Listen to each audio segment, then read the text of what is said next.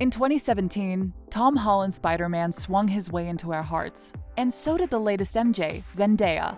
Yeah.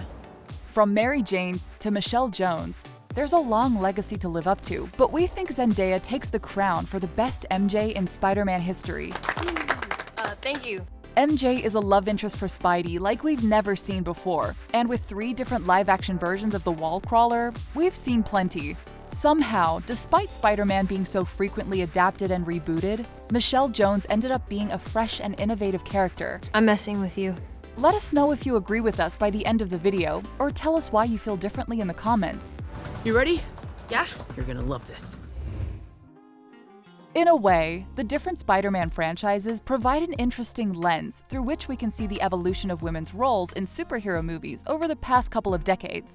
We've come a long way since Kirsten Dunst's Mary Jane in the original Sam Raimi trilogy. While 2002 may not seem like that long ago, women's roles in superhero movies, and action movies in general, have changed so much for the better that Raimi's MJ doesn't really hold up to modern standards for a female character. This MJ may have the iconic kiss, but apart from that, and the fact that Dunst rocks that red hair, there's not much else going for this particular version of Mary Jane. Constantly kidnapped and somehow always finding herself in the bad guy's line of fire, a good chunk of Dunst's dialogue is just screaming for help. Help! Someone please help me! When she isn't in danger for the sake of the plot, her only job is to have a complicated love life. Her on-again, off-again relationship with Peter Parker and multiple love triangles have her going in circles, leaving little room for her to grow as a character. While it's nice to see that Mary Jane doesn't spend her time apart from Peter pining for him, instead she does her best to try and move on. Nearly all of her characterization is defined by her relationships with men. To be fair, there were efforts made to add depth to this version of Mary Jane, it's just that they all fell short. There was some focus placed on her career as a model and hopeful stage actress, but it was mostly used to contextualize Peter's feelings. Adding in a backstory of her coming from a broken home doesn't do much to flesh out her personality, hardly ever coming into play, and only serving to play further into her role as a helpless victim for Spidey to save. We can hardly blame Dunst, who gave the best performance she could, and, to her credit, added charm to the character, but she was working with a script that gave her very little to work with. The Sam Raimi trilogy certainly didn't do justice to the Mary Jane fans who fell in love with her in the original comics. That's what made Gwen Stacy from the Amazing Spider-Man movies such a breath of fresh air. Well, I guess I don't need to tell you what happens if you forget that.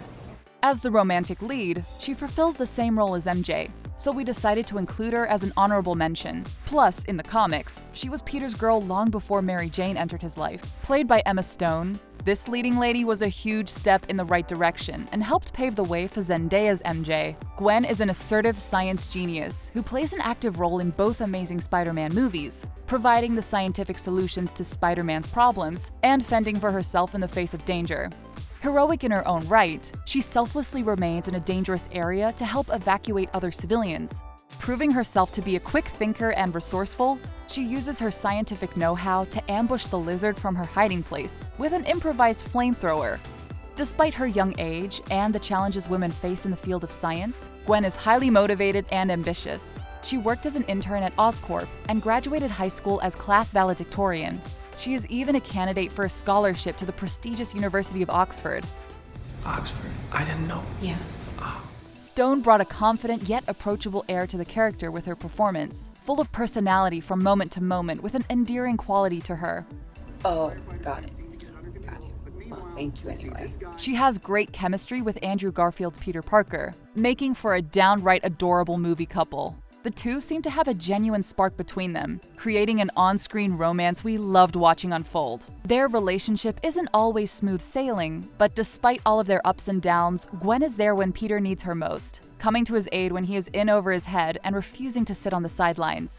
Sadly, Gwen's proactive role is what leads to her downfall, leaving Spidey heartbroken in the process. This decision faced criticism as an example of fridging, a practice of injuring or killing female characters solely for the development or motivation of a male character. While Gwen's death was a story point lifted directly from the original comics, Some argue the modern retelling could have and should have deviated from the dated source material, as many felt that Gwen was one of the strong points of the Amazing Spider-Man reboot. Comic books have had a bad reputation for fridging. Given the long history of comics, there are many once traditional details in the canon that have since been phased out due to changing tastes and societal values.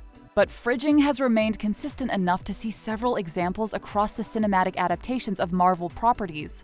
Although this was far from the only problems that critics and audiences had with The Amazing Spider-Man 2, the film might have benefited from defying this particular expectation set by the source material.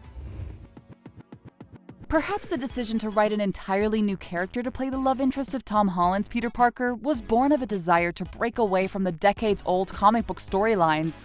Michelle Jones, nicknamed MJ, is less of a reimagining of Mary Jane than her own entirely new character.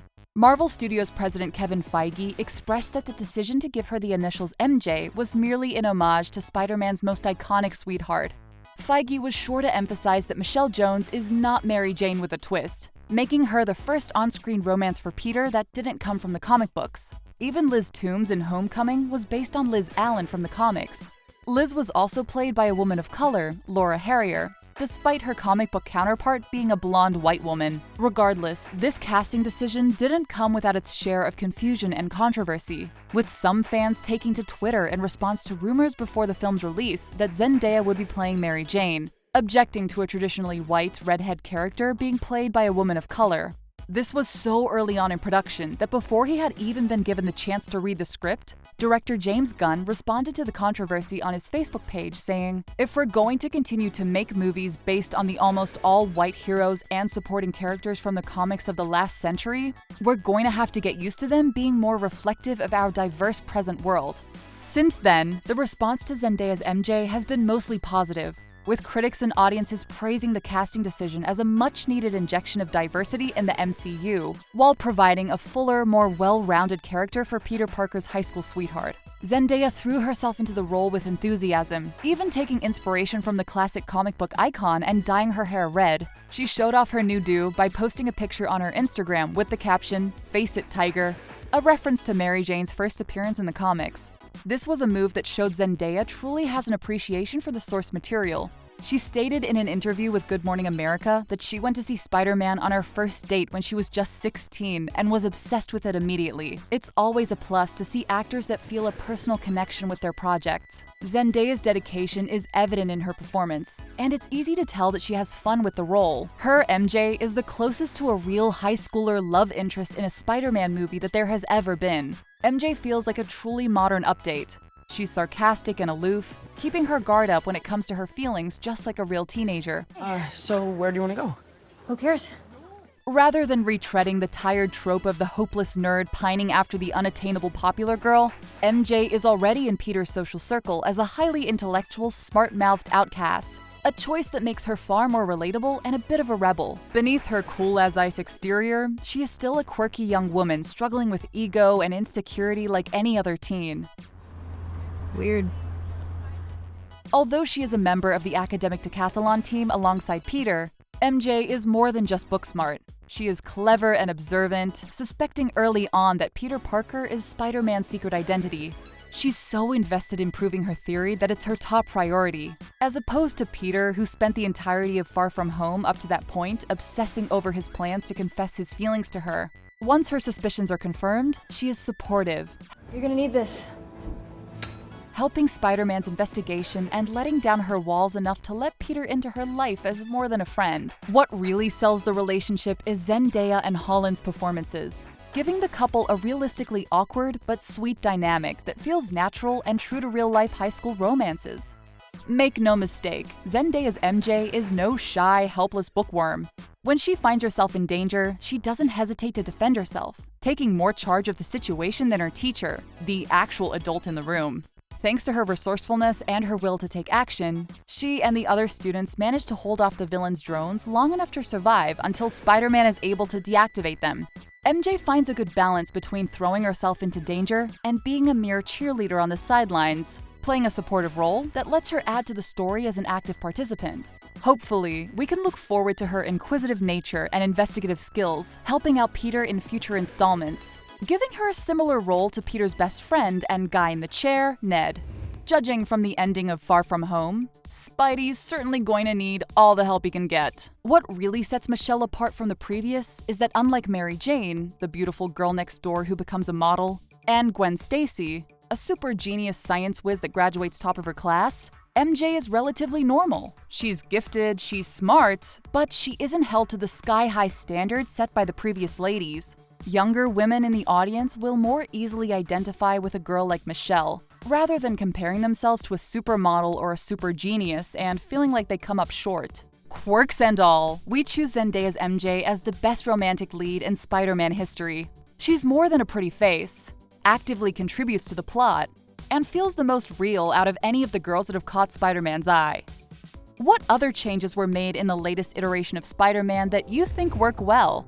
Or maybe there are new elements that you think don't work at all? Either way, tell us in the comments. Be sure to let us know if you want more Spider-Man related videos in the future. Hit that like button and subscribe.